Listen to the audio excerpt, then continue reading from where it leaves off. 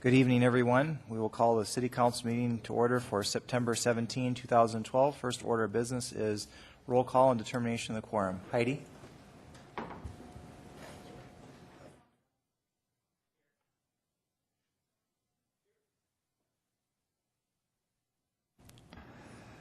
Scott? Clayton? Peterson? Doyle? Lewis? Roberts? Wright? Laurenti? We have a quorum. Next order of business is the invocation. We'll recognize Jared Strong from Bethel Assembly.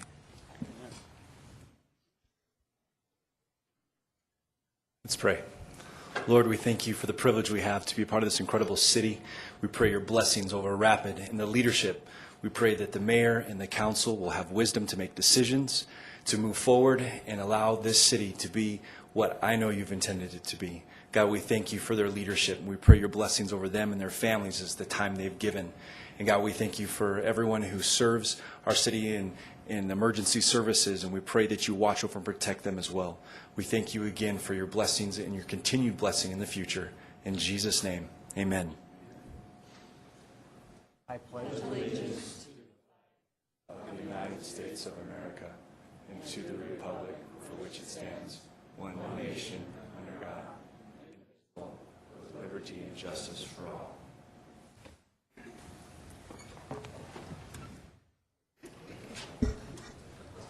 Thank you, Pastor Jared, and we join you in keeping Jim Sorum in our prayers, whose father passed away on Sunday, and he was going to give our prayer tonight. So,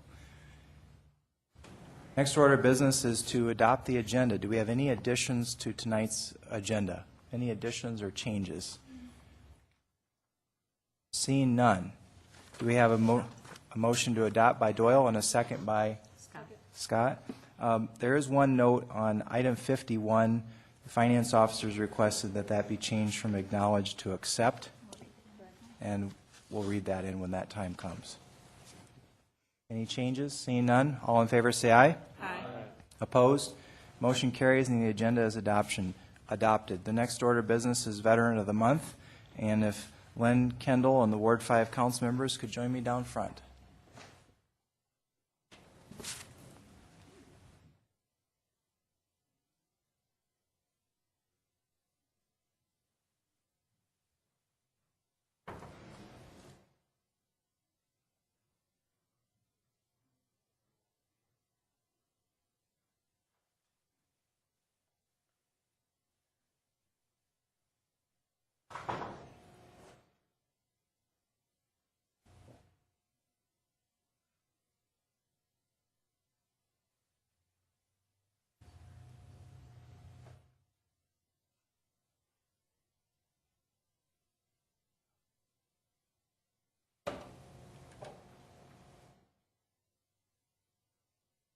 In partnership with the Veterans Coordination Commission, we are pleased to present the September 2012 Veteran of the Month recognition to Len Kendall.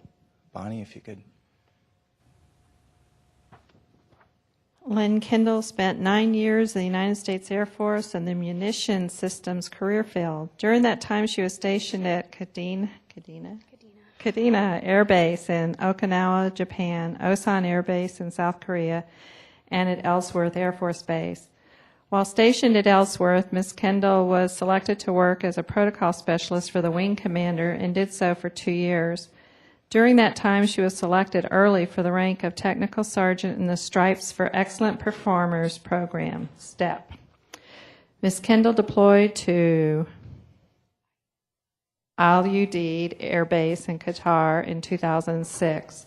While on active duty, she was awarded the Air Force Achievement Medal, Air Force Commendation Medal, National Defense Service Medal, Outstanding Unit Award, Good Conduct Medal, and the Global War on Terrorism Medal, among others.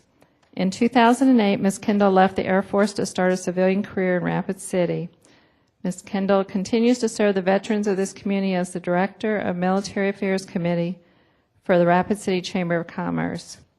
Having served her country with pride, honor, and integrity, Mrs. Len Kendall is a true patriot of the United States Air Force, and her city. She is the most deserving of Veteran of the Month.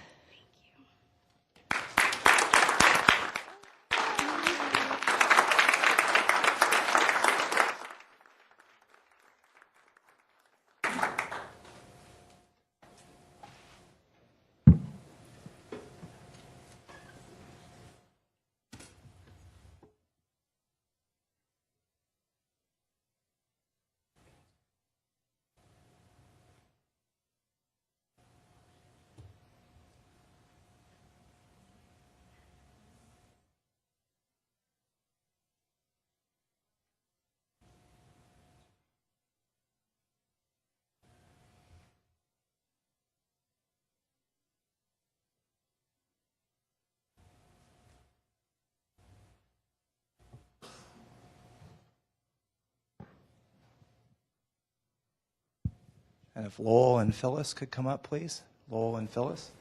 And also the Ward 2 council members, Richie and Steve.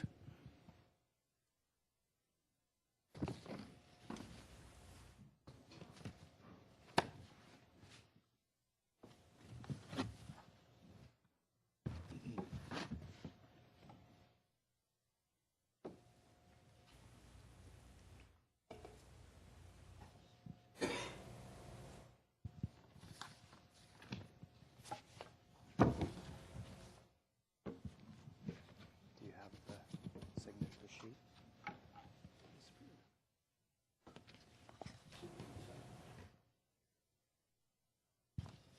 I was about to blame Richie, and then I found it. So. All right. The September 2012 Citizen of the Month is an individual whose second career has been public service to the community. We are pleased to present this award to Lowell Deathlifts. Lowell has been a Rapid City resident since 1964.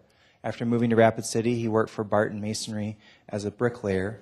He married his wife Phyllis in June 1963 in Lead, South Dakota.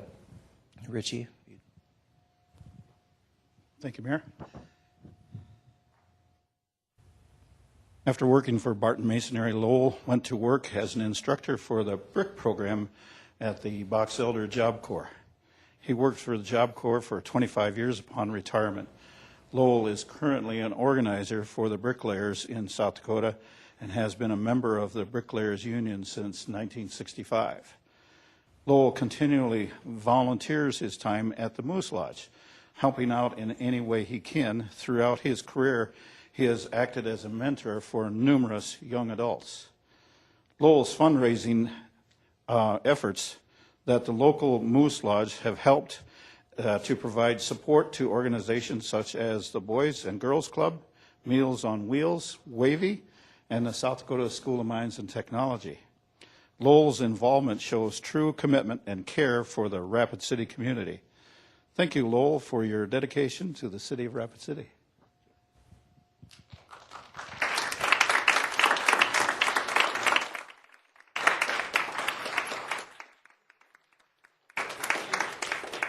And now for the executive proclamation from the office of the mayor. Whereas the city of Rapid City has established the Citizen of the Month award to an individual whose second career has been public service to the community, and whereas the September Citizen of the Month is awarded to Lowell Deathlifts, a resident of Ward 2 in Rapid City, and whereas Lowell has been strongly involved in many organizations throughout Rapid City, including Moose Lodge, Boys and Girls Club, Meals on Wheels, Wavy, and South Dakota School of Mines. And whereas Lowell has attempted to better our community by dedicating his time to helping others around him wherever and whenever needed.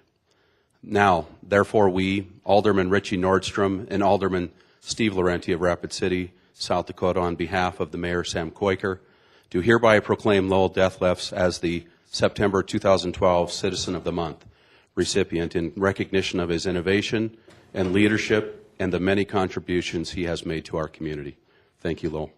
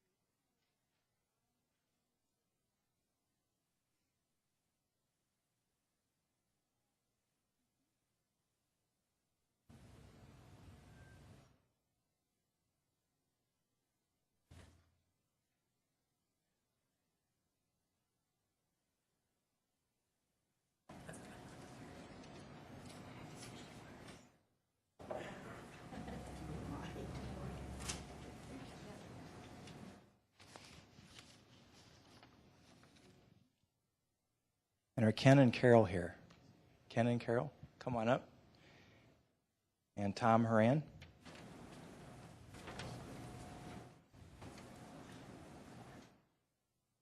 And the Ward 4 council members, please. John and Amanda.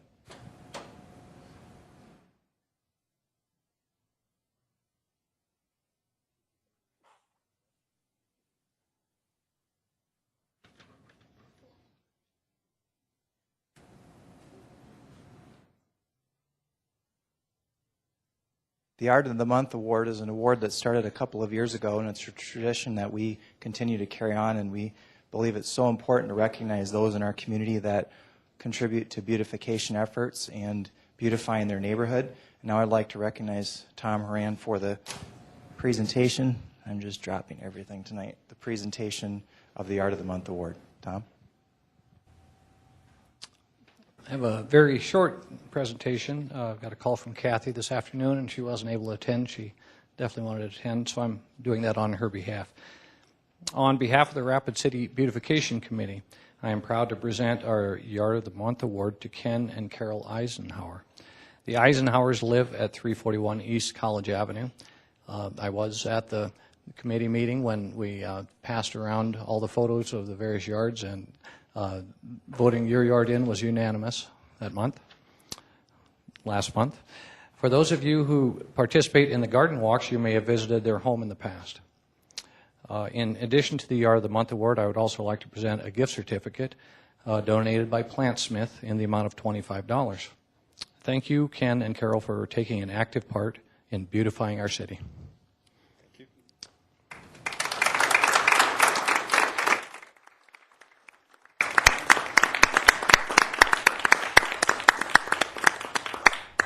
Carol and I wish to thank the committee and the City Council for this award this evening. And one of our goals is to just hopefully that more residents will take notice and improve their properties here in the beautiful town of Rapid City. Thank you.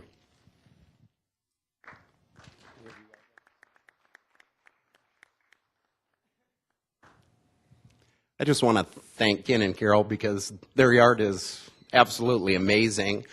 I was up there a week ago Sunday, and in their backyard, Ken was talking about how poorly it looks. Well, if my yard ever looked as good as his does when his is looking poorly, I would be extremely proud. So they have an absolute wonderful yard. So thank you, too.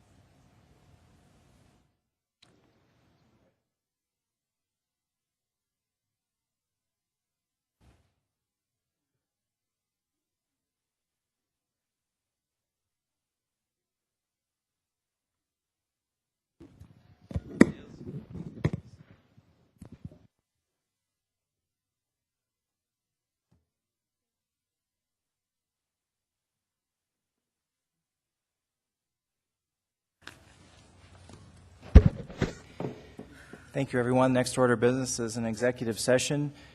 And Joel, can you restate the purpose? Yes, Mayor. The purpose will be discussed personnel pursuant to SDCL 125-2 subsection 1.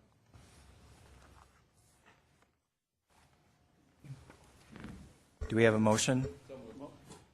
Motion by Roberts, second by Nordstrom, and this is essentially to discuss three personnel matters, all which are listed on the agenda. All in favor, say aye. Aye. Opposed? Motion carries. We're in executive session.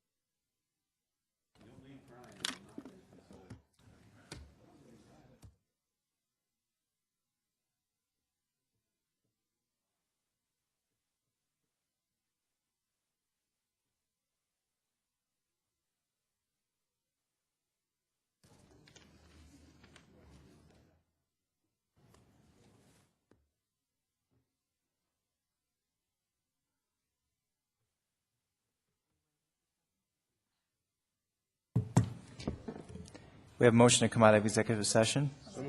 Motion by Doyle, second by Peterson. All in favor, say aye. Aye. Opposed, motion carries. Item 4A, Amanda, can you read this into the record for us?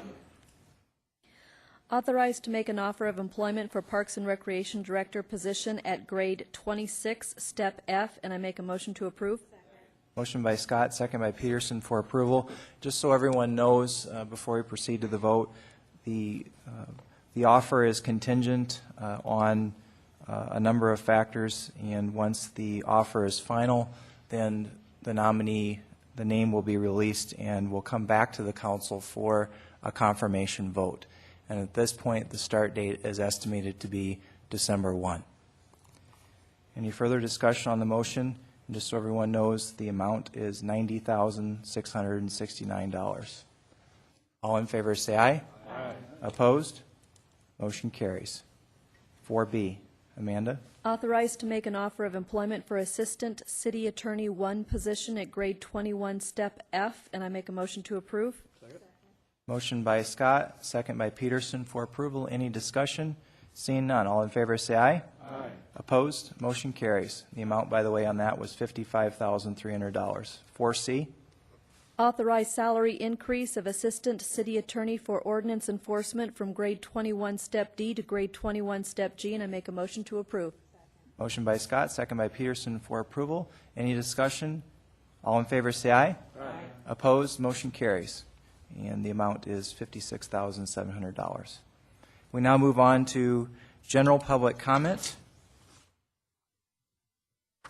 Looks like we do not have any general public comment items. Seeing none, did I miss anyone? Seeing none, then we'll move to items 5 through 39. Do we have a motion to open public comment? Motion by Lewis, second by Scott. All in favor say aye. Aye. Opposed? Motion carries. We have one speaker request form on item number 27, actually two. We'll first go to Marv Kammerer. Mr. Kammerer.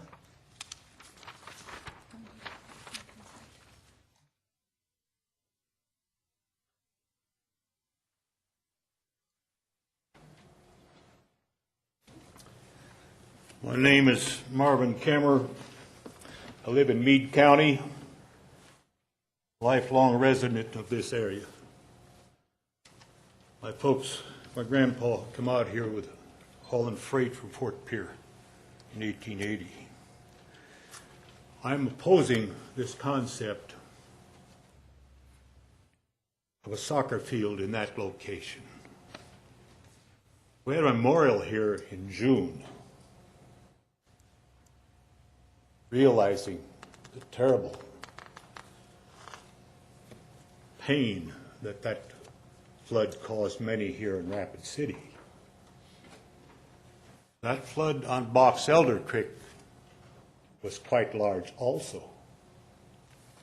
If any of you had gone to the museum, the Journey Museum, picked up these books and studied them, the U.S. Geological studies on floods, you would see that the flow of water on that given day was not as much as in previous floods. However, that flood took out 1.5 miles of fence. I like soccer. It's a great sport. It's good for kids. It doesn't cost a lot of money for equipment and everything else, and for schools. It's good for everybody, good for parents. But that is not the place for it. I understand Mr. Estes' reasoning. He's a businessman. He'd like to get utilities, water and sewer and electricity and everything down there, because he has vested interest between that corner and way over in the other corner. All that in between is potential land development. And also on the east side of the road he has land where I understand that he would like to sell for the development of a trailer park. Can you imagine what a trailer park in a massive flood would do to Interstate 90 once it plugged up the bridges on Box Elder Creek and Box Elder? That flood of 72 floated 10 and 12 ton loose haystacks right off of the fields onto the road on Dias.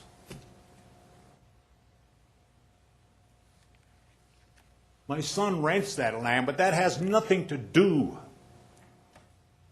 with the security and safety of people. Mr. Estes has other land that if he really is sincere about encouraging the wonderful sport of soccer, place it otherwise, not on a floodplain. Even if they raise it up, a 30-acre patch of ground raised up impedes the flow of water. Cause it to cause problems other places. And if you build a fence around it, and they will, and they must, that fence is a catch-all for every piece of debris that flies down that with that water. Thank you, Marv. Yeah. Please do not consider financing something to this degree. Hell, a farmer can't go to a bank with $60,000 and borrow $1 million and more. You people have no business financing this. Thank you. Thank you, Marv. We'll now go to Roger Telehusen.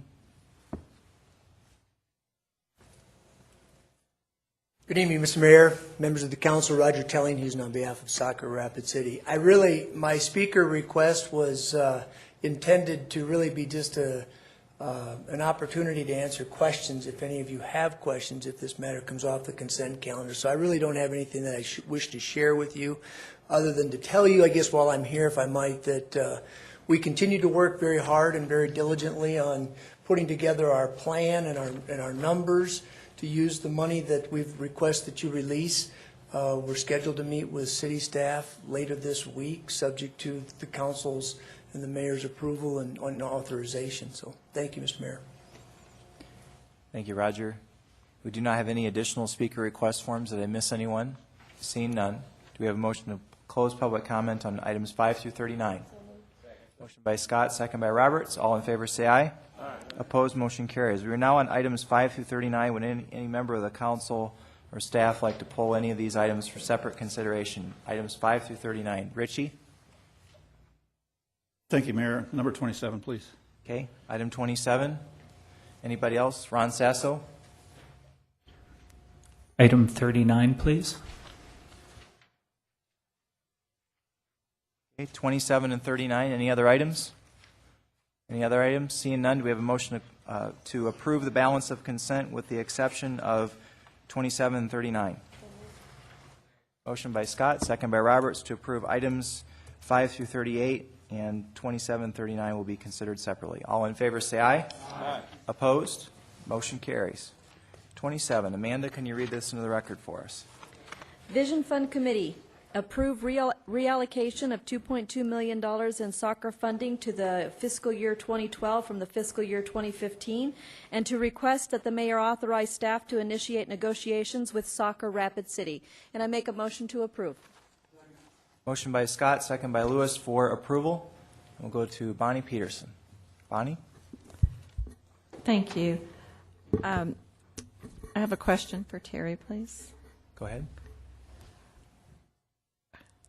About the flood zone that this, building it up, the land that was brought up. I know I asked you about it last week.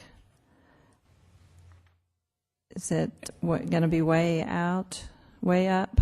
Well, we of course haven't seen final design plans for the complex, but any work they do out there would need to be in compliance with our floodplain ordinance and FEMA standards. So, realistically, I think most of their plans we can work through those issues. From a floodplain management standpoint, I really don't see any outstanding concerns, to be honest with you. Okay, thank you. And we'll go to Richie Nordstrom. Richie? Thank you, Mayor. Last week at Legal and Finance, there was a comment made in regards to this funding source and comparing this with the Journey Museum. And I just wanted to make sure there was a clear understanding of how the funding for the Journey Museum in comparison with this works. essentially what we're doing is comparing apples and oranges. What took place back then with the Journey Museum had to do with how the funding was done at that time. And the orange part of it is that right now the City Council has put in place a policy that more of the participants that are seeking funding for the 2012 money, or in this case vision funding, is that they need to have some more funding from other sources.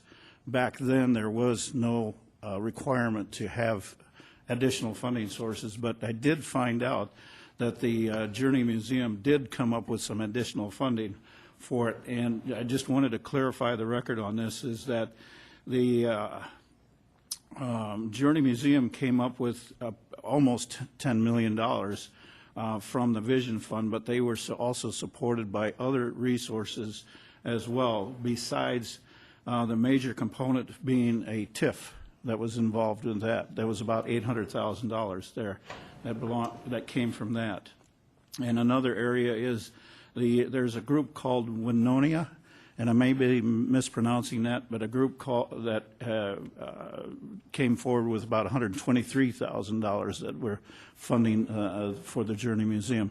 So in essence, I just like to, and I've got additional information on this. So, but I just wanted to clarify that there is an apples and orange effect that we're talking about, and I wanted to make sure that the Journey Museum was not being discredited for not coming up with outside funding sources.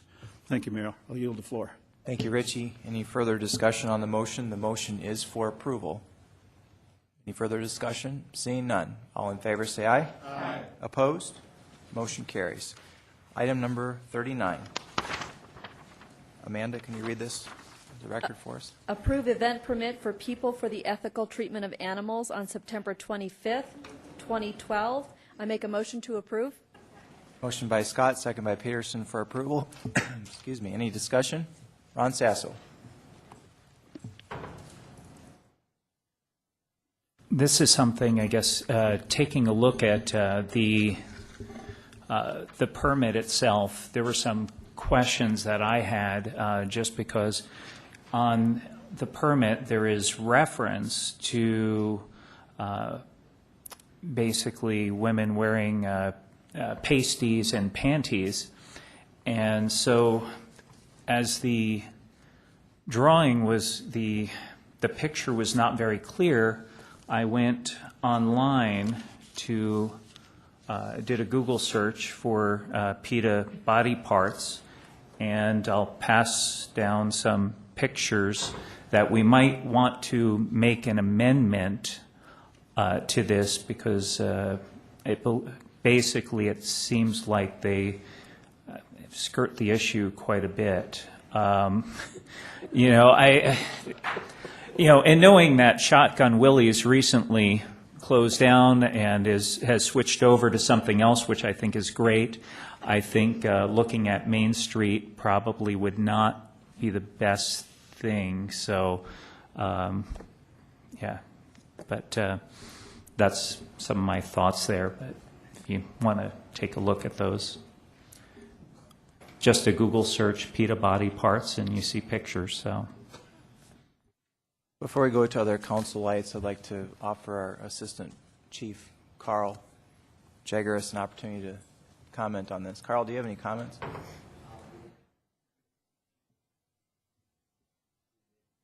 The event permit and reviewed it, and we have had experience with this organization in the past doing a similar demonstration, and in our past experience they did follow through with their stated intent that all private parts would be covered, and we did not have any ordinance or statute violation in the past. We will monitor the situation closely, and we will address any violations that occur. Thank you, Carl. Bonnie Peterson. I'm sure wherever they are, they'll be closely monitored by the police and the fire and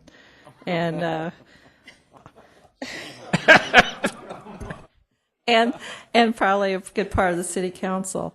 So I understand where Alderman Sasso is coming from, but when you stop and think about it, you know, if you're at a beach or any place that really there's not much left to the imagination these days, and so anyway, I think if they do like other citizens and, you know, get their message out that in the long run no one's going to be harmed by it, and it'll probably get some people out to actually on that day that maybe they'd otherwise stay home. So I'll be supporting it. Thanks. We have two additional lights on this topic, hopefully both of whom will add to the discussion. Ron Sasso. I'd like to make an amendment to the motion that require full coverage of buttocks and breasts. And if I can get a second on that. Okay. Okay. Everyone understands the amendment? This is an amendment? Okay. And if I can, thank you, Mayor. Let me first ask this. Joel, is this a valid amendment legally?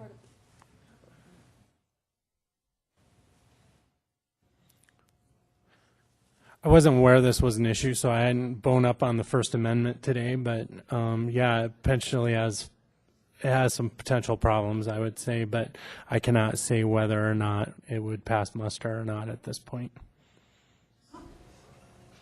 I guess as I was looking at, our ordinances as far as indecent exposure, and I believe our own ordinances have some leeway with that.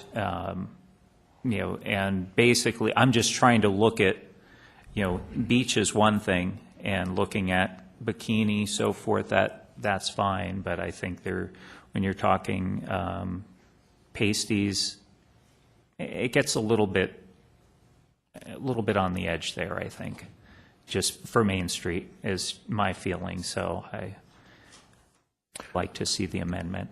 Well, and I think that's part of the point is they know what the edge is, and in order to draw attention to their protest, I'm sure they go right up to what they feel the edge of is, because certainly if they were going to violate the indecent exposure law, arguably then that would be appropriate, and certainly that would be something that you could control. Everyone understands the amendment. We'll go to Chad Lewis.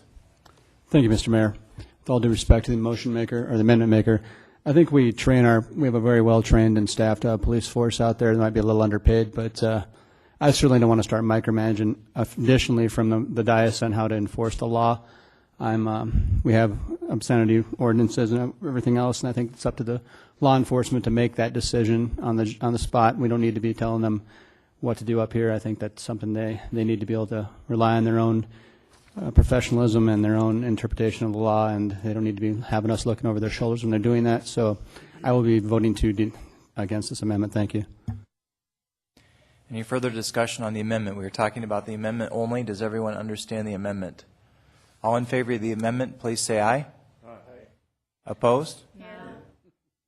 Okay. Roll call, please.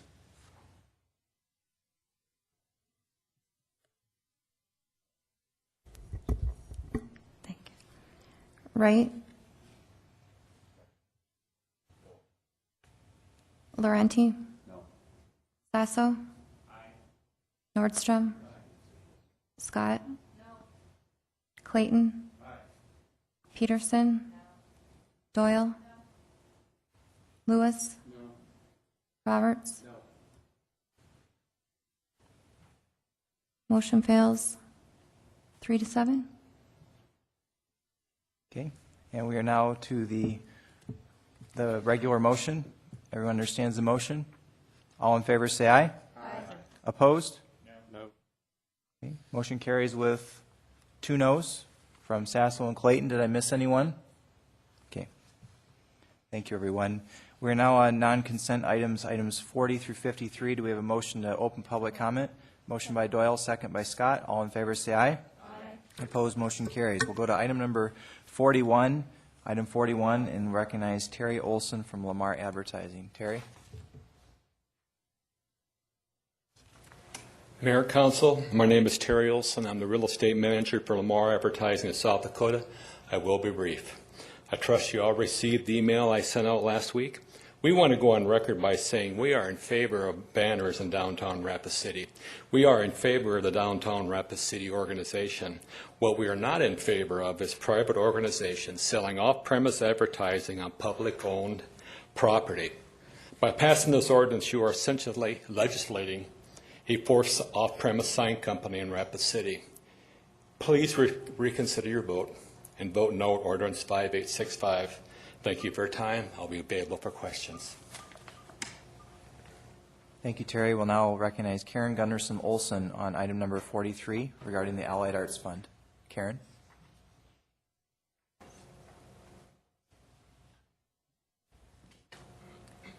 Thank you, Mr. Mayor. My name is Karen Gunderson Olson. I'm speaking in behalf of the arts community, the nonprofit arts community, of which I'm a very active member. And I'm just in support of the mayor's budget, and I hope that you will support the amount of money that is in this investment area. I would mention the fact that one of the things that is very important to these nonprofit organizations as they apply for grants from both government and other private funders, a typical question in a grant is identify your city support or your municipal government support for whatever the project is, so that this money, in addition to supporting these arts organizations, of which all do extremely worthy work in our community, this money does serve as a positive answer to that question in terms of are you receiving support from your local community? And we can all say yes because of this funding. So I urge your continued support of this item. Thank you. Thank you, Karen. And we'll now go to Pat Telestis regarding item 44. He's representing Bypass LLC.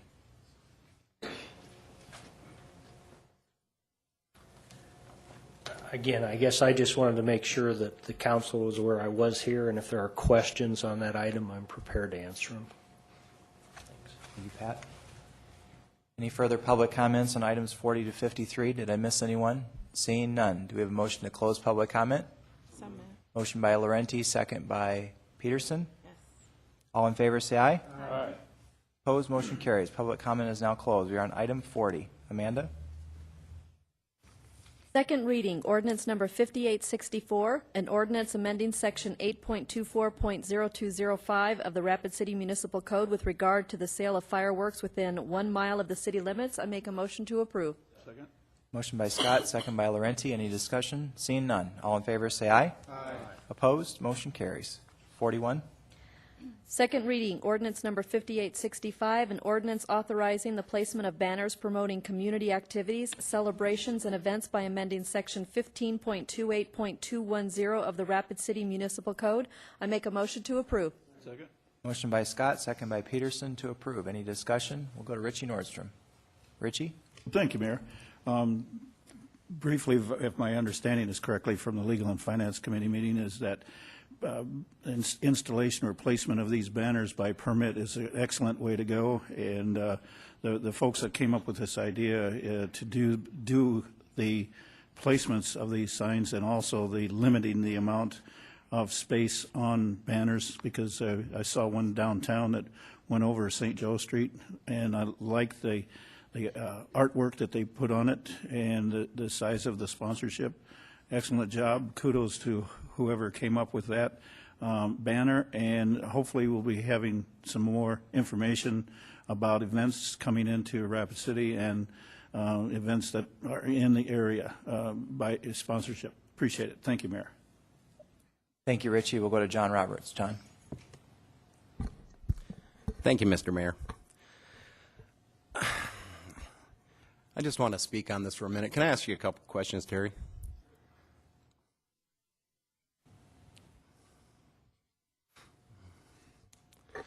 I think from reading your email, one of the concerns that you have is by doing the sponsorships on these, they're effectively making this into outdoor advertising, correct? Or off-premise advertising. And I believe that that's an issue too. I don't know how we can get around that other than limiting or getting rid of the sponsorship. If there was no sponsorships on them, I'm sure your company would be fine because we'd just be permitting banners in Rapid City. Sure, So- sure. It's not going to hurt Lamar at all. Our issue is just, like I said before, you're opening the door. And, by the Constitution, you can't limit. What's to stop me from coming in next week and applying for permits? And if you turn me down, well, you're opening your door for a lawsuit because what you do for one, you have to do for other. The size of the company is irrelevant. It's, it's equal treatment. So that's the only issue we have, and we're not going to put up advertising on public streets. That's not what we do, but I see a danger here. We worked 1.5 years of blood, sweat, and tears to get this ordinance through, and right away, you're starting to dilute it. And no matter what happens, every time we've had an ordinance change, it's something like this that started the whole ball rolling. And what's happened is that we've always have taken the hit for it when we have nothing to do with it. And that's the danger I see with it. It's like I shared last week as far as open the door, trying to sort a cow out, the herd's going to want to get out. And like I said, we're all for downtown Rapid City. We're all for, sponsorships. But, you got to draw a line somewhere. I know it's a hard line to draw, but it's got to be drawn somewhere. Where is private, public? The city advertises on buses. The city advertises on banners downtown. I realize that, but when you start getting into private, that's where the line gets fuzzy, and that's my concern. Thank you, Terry. I appreciate that. And it is for me, too. I would hope that maybe one of my colleagues would bring forward a amendment to this. Thank you. Thank you, John. We'll go to Steve Laurenti. Steve? I'd like to make an amendment to the motion, and I'd like to maintain the floor, Mayor, if I could, after I've done that. I'd like to make an amendment to the motion that allows the sponsor but limits that sponsor to the exact amount that it is to create that banner or banners. And part of that amendment also is to bring in the permitting fee process to this this ordinance for banners as well. Okay, we have a motion and a second. Can you restate your motion? I can. I don't know if it'll be clearer, but okay. The amendment is to limit the sponsor amount that it would take. Limit it to the actual amount of the banners themselves. There isn't any additional amounts of money that would say Destination Rapid City would take from that other than the cost of creating those banners. So that we would allow sponsors, but that Destination Rapid City wouldn't receive any more than the cost to create those banners. Does that clarify that? Okay. And then the other part of that amendment was to bring the permitting process, the permit fee, and that process into this ordinance as well. Repeat the second part, please. The permitting process, that they would have to apply for a permit to put up the banners, as was stated by, I think, my fellow ward mate, Richie Nordstrom. So the permitting process that it would take to put up the banner itself. You have a process in mind? Well, I'm assuming that the permitting fee that we would charge for, and I'm just going off the cuff, but would have to come to the city for a permit, and I'm not sure exactly which process that's going to be. I'm assuming we have one that exists today. Okay. Joel, would you like to address that? Well, I was going to address the statement or the part of the motion which required that the amount not exceed the amount to produce the banner. And I guess just an initial observation, I believe what Alderman Laurenti is trying to do is say that they couldn't pay extra for the banner to get a sponsorship. However, I think you need to understand that if it is truly a community event that's being sponsored, the sponsor is likely to pay more or to contribute more than just the cost of the banner. Now, how much of that is divided up between the banner and, for instance, Pepsi might donate $2,500 to M Week, and then produce the banner for free in exchange for producing the banner, put their logo on there. So does that mean that they couldn't then donate $2,500? And then how do you divide that up between, well, this isn't for the banner, this is just for your event, and this amounts for the banner? It seems to me that would be pretty easy to circumvent that. Well, we'll just call this for your event, not for the banner. So I think that might be a problematic. Whether you call it a permit or council has to approve it, because it was on a public building, I don't think you should set up a situation where somebody can just come pull a permit. Traditionally, a permit is for something that's authorized. You have specific rules. And for instance, I just bought a business. I want to put up an on-premises sign. There's rules for it. I come seek to pull a permit. As long as I comply with those rules, then I can get a permit and put up that sign. You're talking about public buildings here, public light poles. So instead of doing a permit system, the way we structured it is they need to come get your approval. And that's going to be somewhat of an onerous system because they're going to have to come in here, they're going to have to fill out something, they're going to have to provide it to you, tell you what they're going to do, and you get to say specifically if somebody gets to hang a banner on a public building or on public light poles. It's more restrictive actually than a permit. However, the only difference would be there's no permit fee. And traditionally the permit fee is there to recoup the staff time and administrative expense of then reviewing that application and doing the reviews. That would be difficult to ascertain when they're coming to council and seeking your permission. So because it was for community events, we just did not incorporate that process. Just some thoughts about the motion as you move forward. Thank you, Joel. We'll go to Bonnie Peterson. Thank you. I have a question for Dan Sefner, if that's okay. Dan,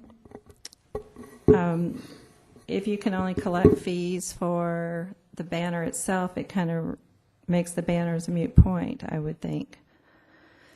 I know legally I'm Dan Sefner, president of Destination Rapid City. And yes, Bonnie, that would be very true. This is a sponsorship that, as I stated, makes everything work.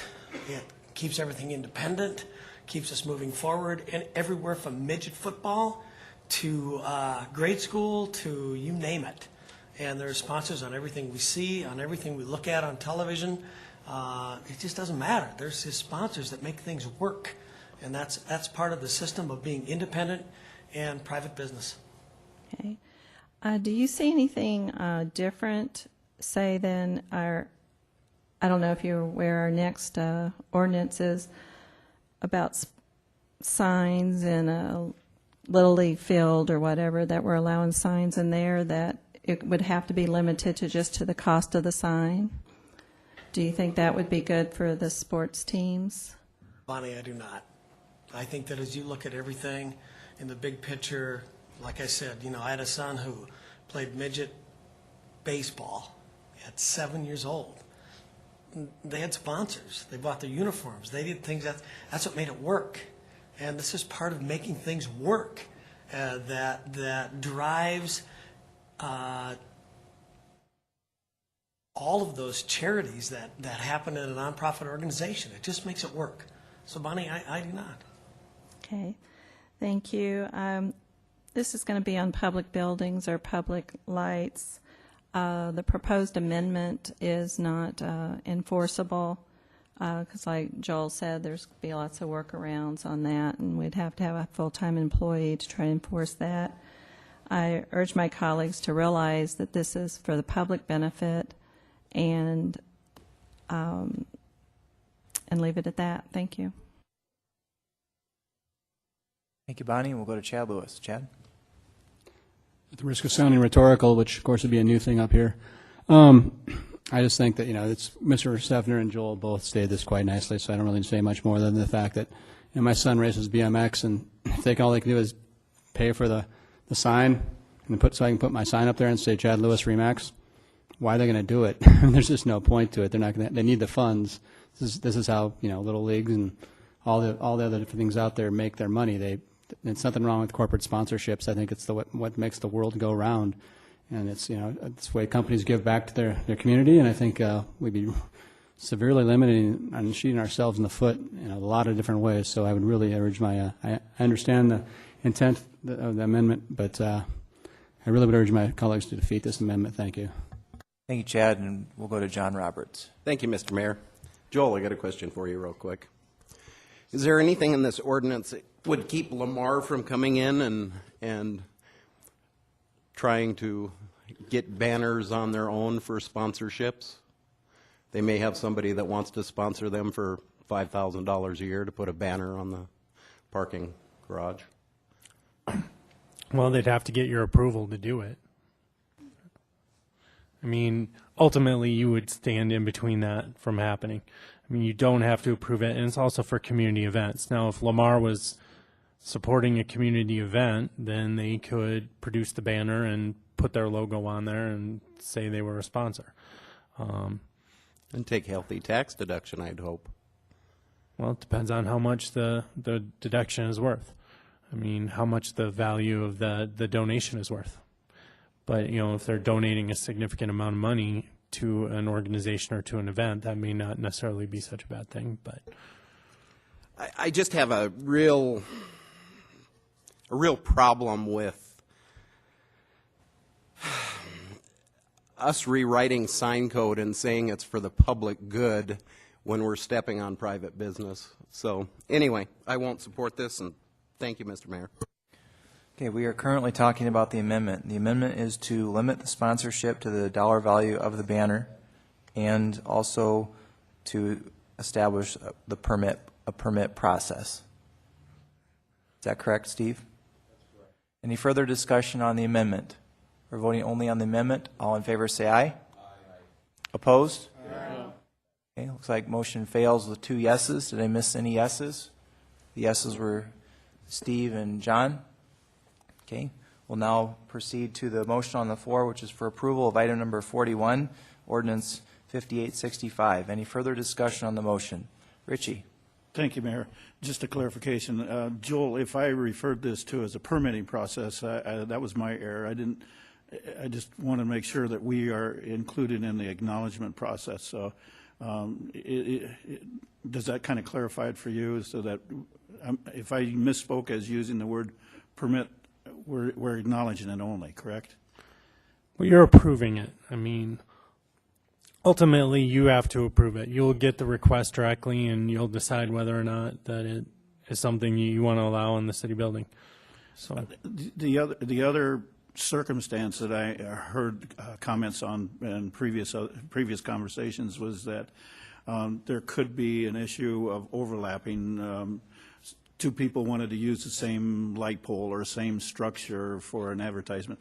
That would be one of the reasons why we'd need this acknowledgement process. well, yeah, I mean, that would be something that you'd have to take a look at. If you'd already approved somebody for a certain period of time and somebody else wanted that, obviously you probably can't have 2 in there at the same time. Exactly, and I think that's why it's important for the, at least City Council at the first stage to be involved in the acknowledgement process. Thank you. I'll yield the floor. Steve Laurenti. Thank you, Mr. Mayor. And if I could, Mayor, I'd like to ask the city attorney a question as well. You may.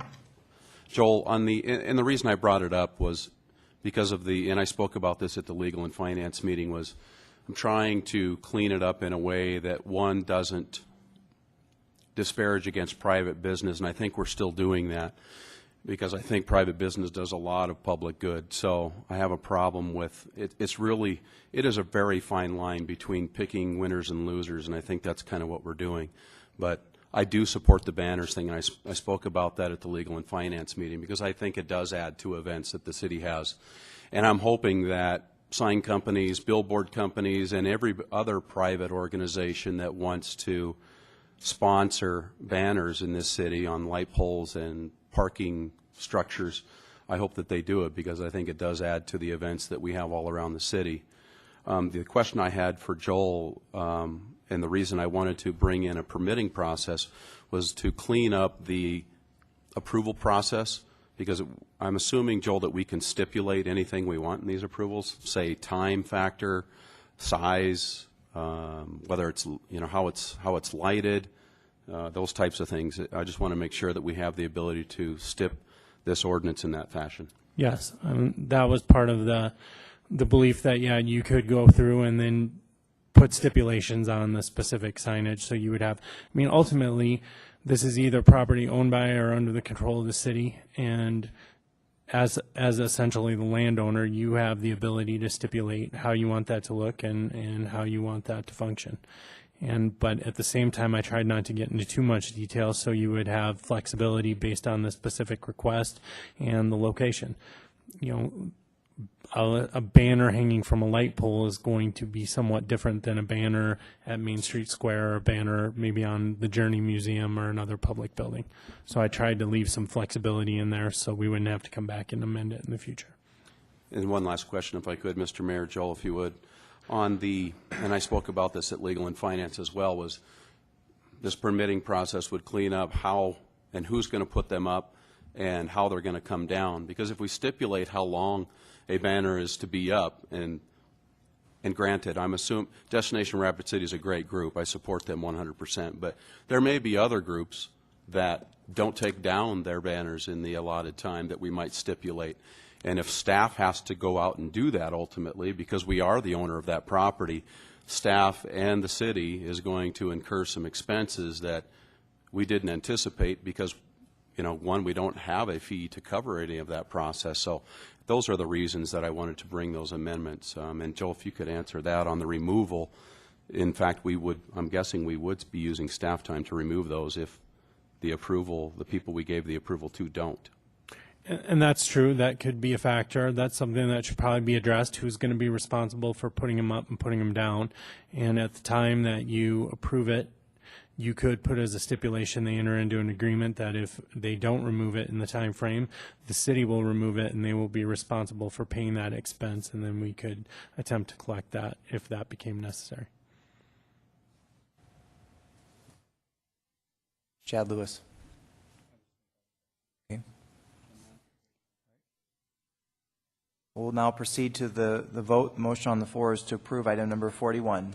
All in favor say aye. Aye. Opposed? Motion carries with 1 no from John Roberts. Any other no's? Okay. Item 42, Amanda.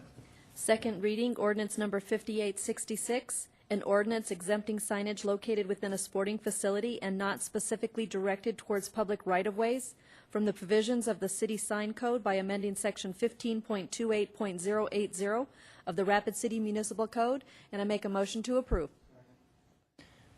We have a motion by Scott and a second by Lewis. Any discussion? Steve Laurenti?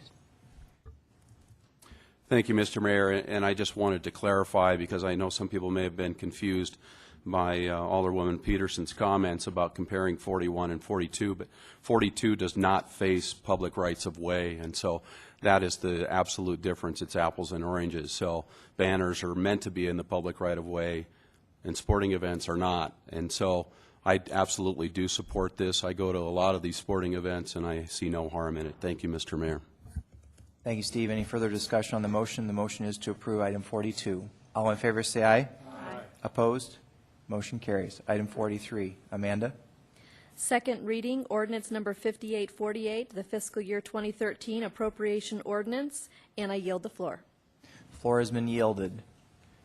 We have a motion for discussion. Lon Van Dusen.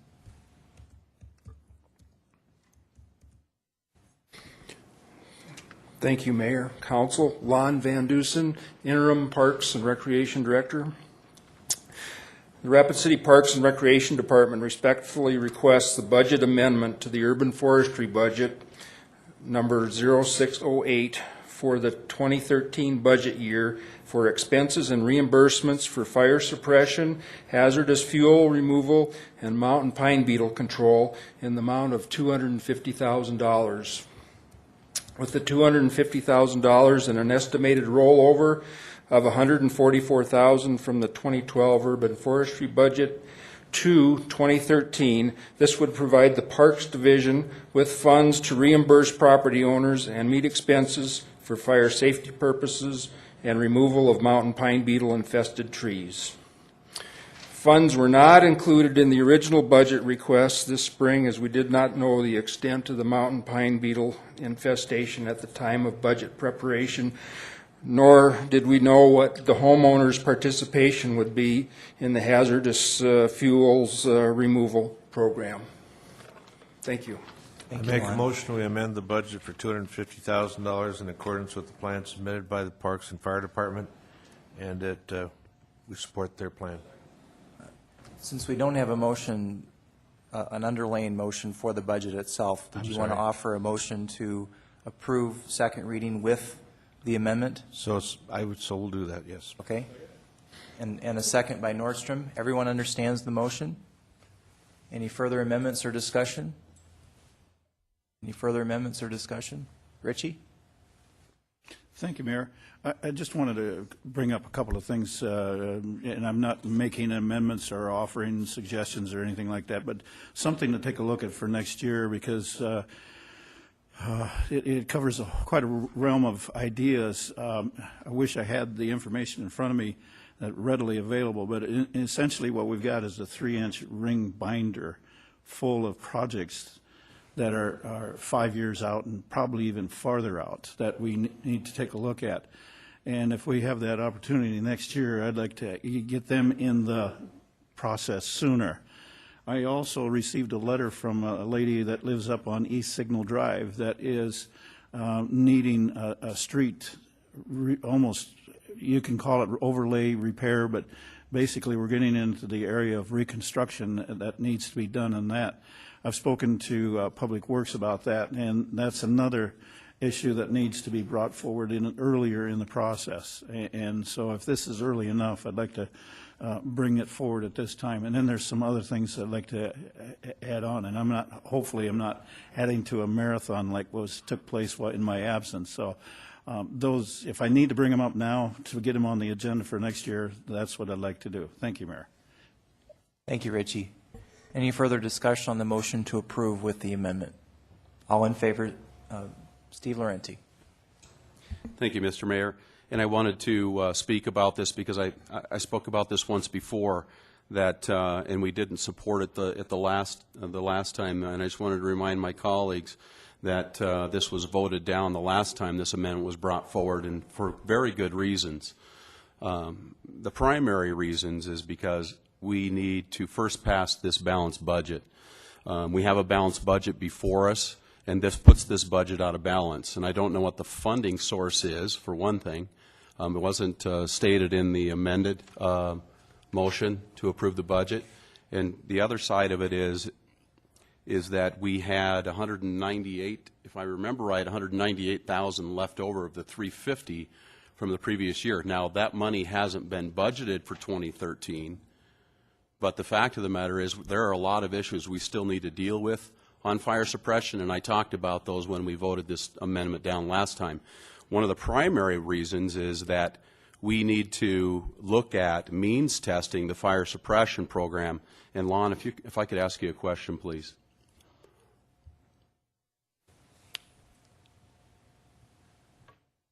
On the fire suppression program, this is a program that the citizens can apply for in reimbursement. Am I correct? Yes. Okay. I thank you very much. I appreciate it. And I just wanted to verify that and clarify that, because ultimately we need to take a look at a lot of details on this fire suppression program, because I know that my colleagues want to make sure that we're using the taxpayers' funds, this $250,000 allocation, and I support it. However, I want to make sure that we have the stipulations, especially for fire suppression, where we're means testing the ability to get reimbursement, because there are people in Rapid City that live in forested areas, I believe, that will need help because they don't have the ability to fund that type of fire suppression that will protect the area of their home and their neighborhoods. And so we need to help those people. But we have a lot of people who will apply for reimbursement, and if we don't have means testing, we're going to be using tax dollars to pay for their fire suppression that they can easily fund themselves and should have already.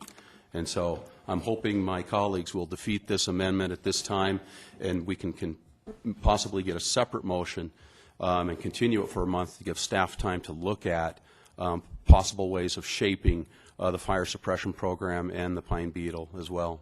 Thank you, Mr. Mayor. Before we go to the other lights here, let me see if I can add some clarity to the discussion, Steve. The pine beetle program has been expanded.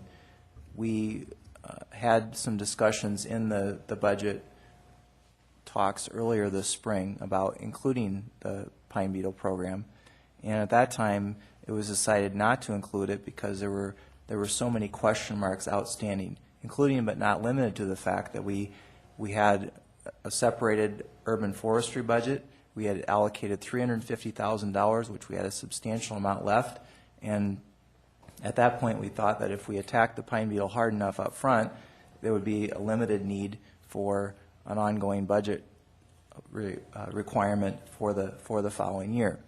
And so we do need some funds, and last week there was a meeting of the Incident Command Team, which you are welcome to attend anytime, and the discussion was to, and the recommendation was to add it. We certainly could add it as a supplemental later, but we know what the amount is that we need now, and had we had that information in March, I certainly would have included that in the budget.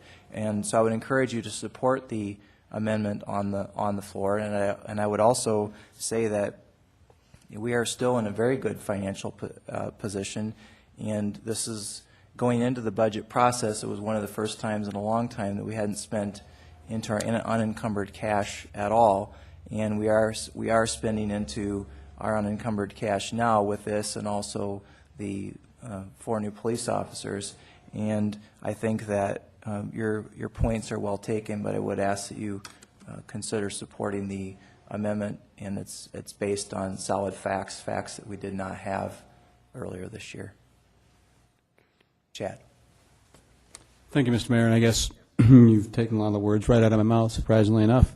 So I would, I live in an area that's, my ward represents a lot of heavily wooded area, and I don't think we need to look any farther than Casper, Wyoming, what's going on right now over there, to make sure, as the chief has pointed out to us numerous times, make sure that we're prepared to prevent as much anything like that happening. I think we'd be very remiss as a council if we didn't make sure we do our best to prevent that sort of thing happening. So it's cheap money up front, and I think we'll make sure we have the funding for it one way or the other.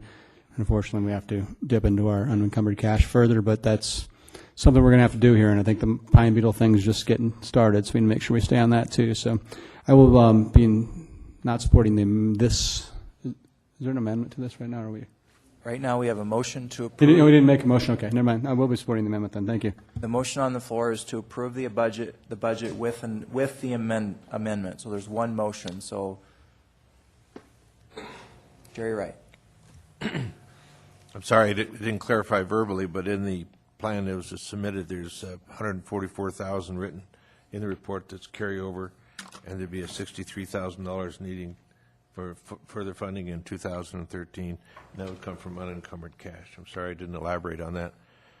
I just want to add that I know you've seen the picture of Casper, Wyoming, and I don't know how many of you have had the privilege, but I was on the fire at Westbury, and I've also actually thinned trees, bug trees in 1970, and I tell you, those bugs and those fires don't mean test anybody. I think we just need to get it done. And this is a consistent program, and I think it's the only way we have of maybe minimizing the damage and risk to our community. Thank you. I will go to Steve Laurenti. Thank you, Mr. Mayor, and I do appreciate your comments, and it does help clarify it. However, the hard part for me is not having some form and shape of that fire suppression program, and especially where we're means testing it to make sure that we're limiting the amount of funds that the taxpayers' money is supporting, and that money needs to go to those people who really can't afford to do the fire suppression themselves, where it's going to be a very good safety thing for the city.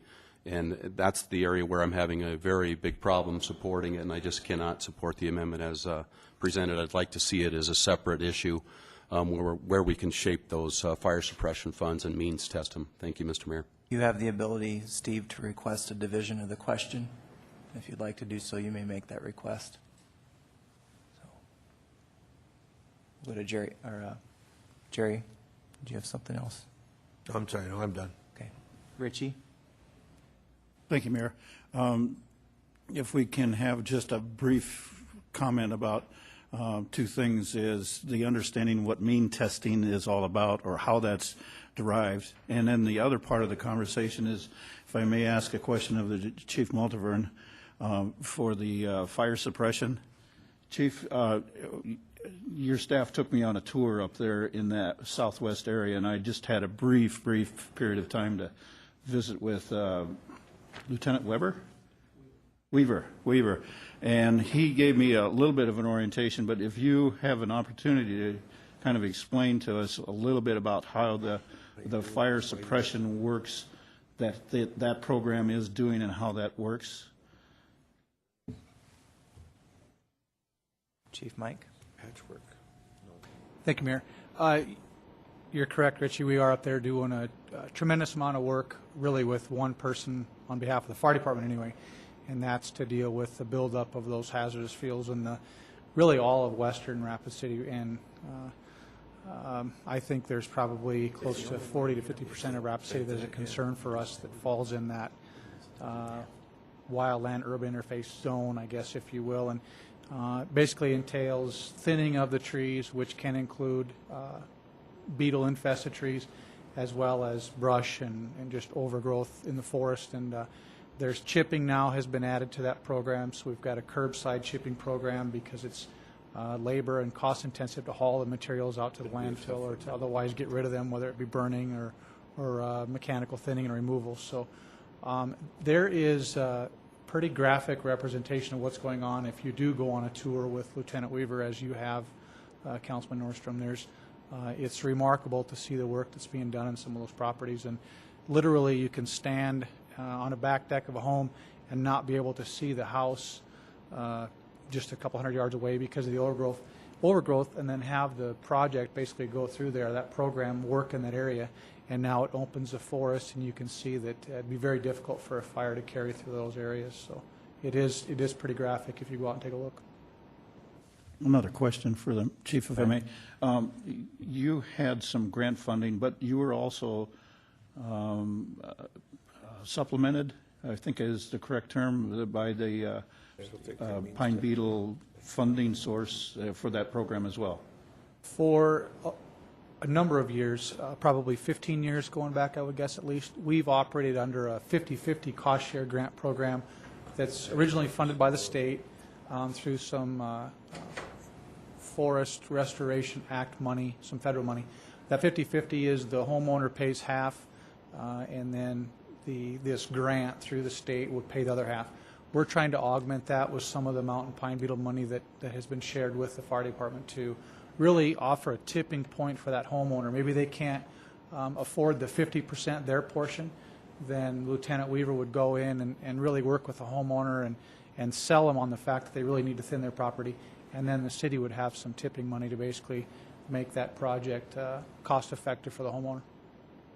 Hopefully that'll clarify some additional points about what this funding source will do, as well as not only the pine beetle addressing that issue, but we also will be able to address the fire suppression.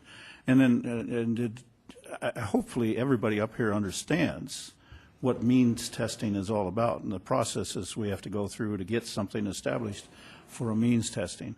I'm not willing to go that direction, so I'd be uncomfortable asking people for personal information. Thank you, Mayor. I'll yield the floor. Thank you, Richie. We'll go to Bonnie Peterson. Bonnie? Thank you. I have a question for Joel. Joel, it's my understanding that tonight we're just talking, or in this thing, we're talking about the budget, whether to approve the money or not. And the means testing, isn't that like a policy and it could be discussed later? That it doesn't necessarily have to be discussed during setting aside the money? I think that's accurate. Yes, you could. It's just putting money in a line item right now, which can be used for a specific purpose. You could certainly put some agreements or restrictions on that money at the time before it's appropriated or actually expended. Okay. I would suggest that my colleagues do that tonight. Let's fund it, and then if Alderman Laurenti or anyone else wants to bring back means testing as change of policy, that we could do that at another time. Thank you. Steve. Thank you, Mr. Mayor. And the reason I wanted to bring this forward now is for the same reason that I want to remove our authority to raise taxes if we try to approve a rail authority, because government is very good at getting themselves ahead of restrictions on their spending. So if you don't get the restrictions in place before government moves forward, it becomes extremely hard to get restrictions to spending on government. So that would be my reason for wanting to bring this forward tonight. And the difference is, and I just wanted to explain to my colleague from Ward 2 that the means testing we already do, because we offer discounts to people with water and garbage collection. That's means testing. We offer a discount based on income. It's the same thing. So I just wanted to clarify that for him, and I appreciate it. Thank you, Mayor. Any further discussion on the motion? The motion is to approve second reading with the additional fire suppression tree infestation funds. All in favor of the motion, please say aye. Aye. Opposed? No. Motion carries with 1 no from Steve Laurenti. Any other no's? Okay. All right. Thank you, everyone. Item number 44. Amanda. First reading, ordinance 5843, an ordinance amending section 17.06 of chapter 17 of the Rapid City Municipal Code, rezoning the within described property, requested by Bypass Development LLC for a rezoning from light industrial district to heavy industrial district for property generally described as being located at the current northern terminus of Reardon Court. And I make a motion to approve in conjunction with the planning development designation. Motion by Scott, second by Laurenti to approve in conjunction with the planning development designation. Any discussion? Seeing none. All in favor say aye. Aye. Opposed? Motion carries. 45. First reading, ordinance 5862, an ordinance amending section 17.06 of chapter 17 of the Rapid City Municipal Code, rezoning the within described property as requested by Dream Design International, Inc. for a rezoning from mobile home residential district to light industrial district for property generally described as being located approximately 3,000 feet north of Seeger Drive along the east side of Dias Avenue, and I make a motion to approve. Motion by Amanda, second by Steve. Any discussion? Seeing none. All in favor say aye. Aye. Opposed? Motion carries.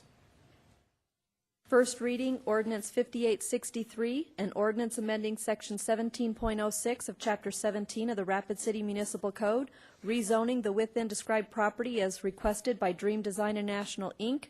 for a rezoning from general agricultural district to light industrial district for property generally described as being located approximately 3,000 feet north of Seeger Drive and approximately 1,300 feet east of Dias Avenue. And I make a motion to approve. Motion by Scott, second by Roberts for approval of item number 46. Any discussion? Seeing none. All in favor say aye. Aye. Opposed? Motion carries. 47. First reading, ordinance number 5859, an ordinance to amend the requirements for conditional use permits for oversized garages by amending section 17.08.030 of the Rapid City Municipal Code in the in the Park Forest District. And I make a motion to approve. Motion by Scott, second by Peterson, and just so everyone knows this going into second reading, that plumbing will not be prohibited in oversized garages. Any further discussion on the motion? All in favor say aye. Aye. Opposed? Motion carries. First reading, ordinance number 5858, an ordinance to amend the requirements for conditional use permits for oversized garages by amending section 17.10.030 of the Rapid City Municipal Code in the Low Density Residential District 1. And I make a motion to approve. Motion by Scott, second by Roberts. Any discussion? Seeing none. All in favor say aye. Aye. Opposed? Motion carries. 49. First reading, ordinance number 5860, an ordinance to amend the requirements for conditional use permits for oversized garages by amending section 17.38.030 of the Rapid City Municipal Code in the Mobile Home Residential District, and I make a motion to approve. We have a motion by Scott and a second by Lewis. Any discussion? Seeing none, all in favor say aye. Aye. Opposed, motion carries. Item number 50, Jerry. Item 50 is a request by Renner and Associates Limited Liability Corporation for DKEA Limited Liability Corporation for a preliminary subdivision plan for property generally described as being located at the current northern terminus of Dunsmore Road. Are there stipulations to this, Brett? Yes, sir. I would make a motion to approve with stipulations. Second. Motion by Wright, second by Lewis. Any discussion? Seeing none, all in favor say aye. Aye. Opposed, motion carries. 51, Amanda? This is the fiscal year 2011 comprehensive annual financial report, and I make a motion to accept the report. Second. We have a motion by Scott, second by Lewis to accept the report. Pauline, any comments on this? Thank you, Mr. Mayor. The CAFR is attached to the agenda along with my memo. There are a few tweaks that we are still doing. We have a response back from the Department of Legislative Audit. I also have John Walker here from Cato Thorstensen, and I believe he wants to do just a little bit of a presentation for you. Very good. Mr. Walker. Thank you, John Walker, audit partner with Cato Thorstensen. The 2011 audit was completed recently. 2 weeks ago, we met with finance personnel to review a draft of the results. A week ago, we met with Chairperson Scott from their Legal and Finance to again review all the details. And we're here tonight to present a summary overview of the findings. The financial statements audit opinion is an unqualified audit opinion, as you have had in all past audits. It's 150 some pages. I'm not here to review the detail of those financials, but a few points on that is that the financial statements are in content and format very similar to the prior years. They present all the detail, all the aggregate fund and a lot of the detail and statistical information that has been included in prior audit reports. All the notes to the financial statements are consistent in their content and format. A couple of new accounting principles, but nothing significant has changed over the prior year. There were no reservations or exceptions in terms of the financial statements. And there was one correction, or there is a note on correction of the prior year in relationship to recognizing some additional federal grant receivables from the prior years that I'll refer to back in just a few minutes here. As an overview, there was no fraud, no irregularities in connection with the 2011 audit, and there were no problems or disagreements with finance office personnel in terms of a restriction on the scope of our work. So also in addition to the financial statement, we also, as you know, look at internal controls, checks and balances, segregation of duties as they relate to the financial transactions. And as in the past, you have a very detailed and significant controls over the day-to-day financial transactions. There were a couple areas that we are making recommendations in relation to the financial statement presentation. This year there was a finding related to improving controls. We assisted the finance office a little more than usual in terms of the financial statement preparation, all the detailed notes to the financial statements. Some of those were new notes on new technical things that had come into play this year, and then some were recurring items. But again, finance office personnel responsibilities to prepare the financial statements. This year we assisted in that regard, and so our recommendation is that with a little more training, a little more due diligence in terms of the finance staff, and more overall detailed review of those financial statements should be done in the future to again get the financial statements accurately prepared for audit. Another recommendation in connection with the financial statements is we spent a little more than ordinary time helping with the year-end closeout accounting adjustments. Now, it's important to note that those adjustments are done, but it took additional assistance from us, again, in a few new areas, but also in some recurring areas. So again, our recommendation is to spend more time in terms of due diligence on the year-end closing, maybe some additional training, and definitely some more overview from the finance officer in the preparation of the year-end financials and all the adjustments that go with it. As part of any audit, although not the primary purpose, if anything comes to our attention in regard to laws and regulations, we're required to report that. As in the prior year, there were some budget overdrafts on a couple handful of line items.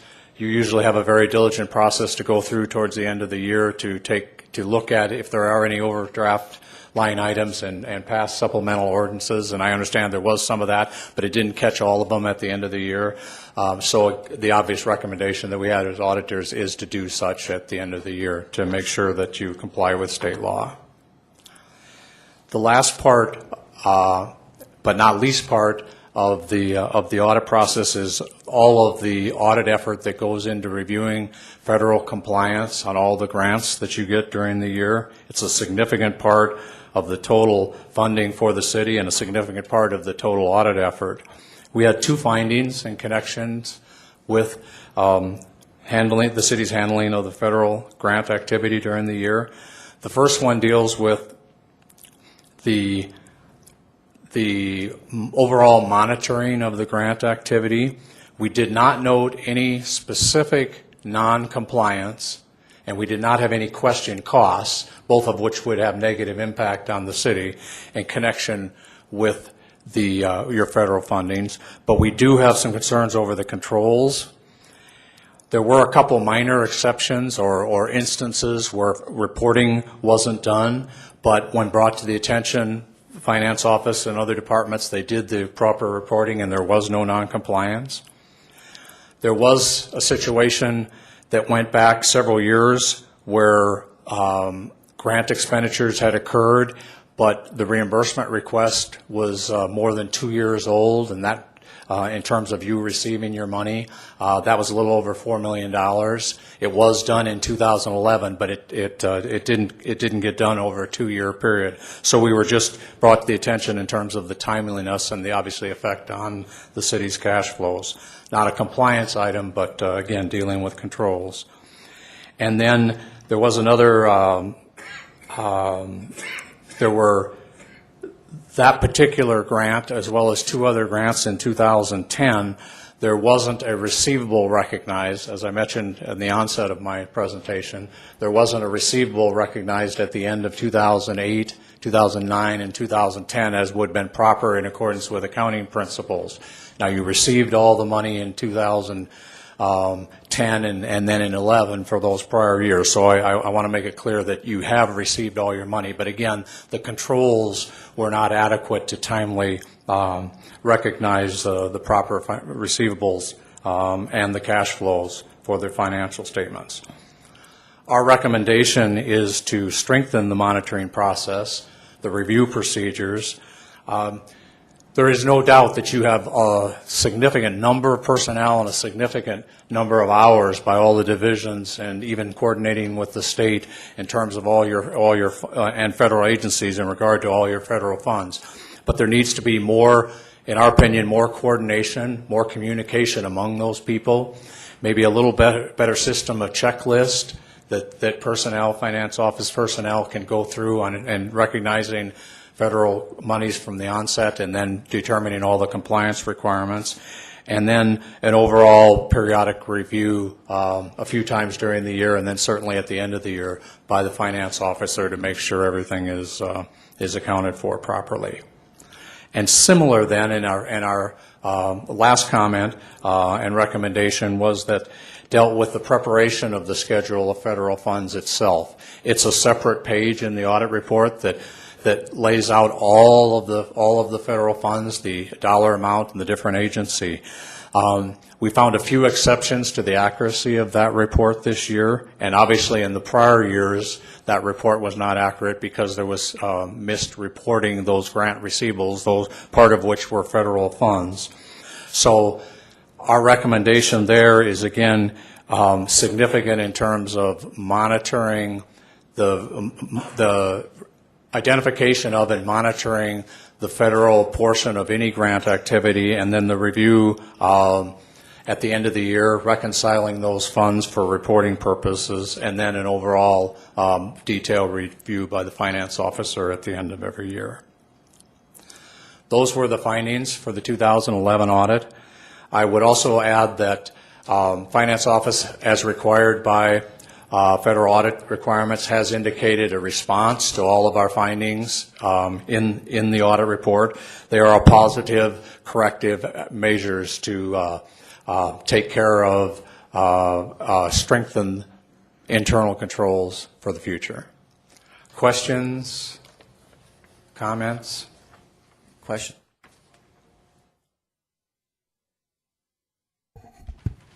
I had just a question, because if you would, my question, because it came up quite often in your comments about the lack of controls and needing more controls in previous audits, and I'm assuming Cato Thorstensen has been involved in previous audits, the unqualified audits. That's correct. Is that correct? Has this been an ongoing need for controls? I mean, you're talking 2010 and 11, it sounds like mostly. I don't know how long you've been doing the internal unqualified audits for the city, but has this been an ongoing need for the city? Yes, in general. This year was definitely more significant. We noted more significant problems this year. Based on prior recommendations, it was our understanding, and we noted that Finance Office personnel had changed its procedures to try to respond to prior comments,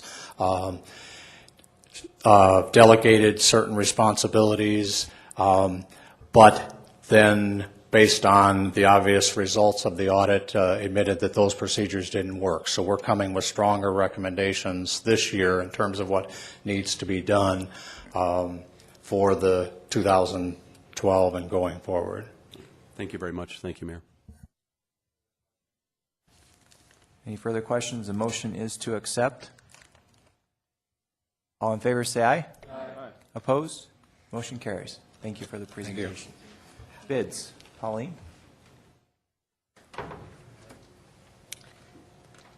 The first bid is for the La Crosse Street Joint Ceiling Project. We received 2 bids on this. The recommendation is to award to Stanley J. Johnson Concrete Contractor, Inc. in the amount of $247,277.80. Motion by Wright, second by Nordstrom.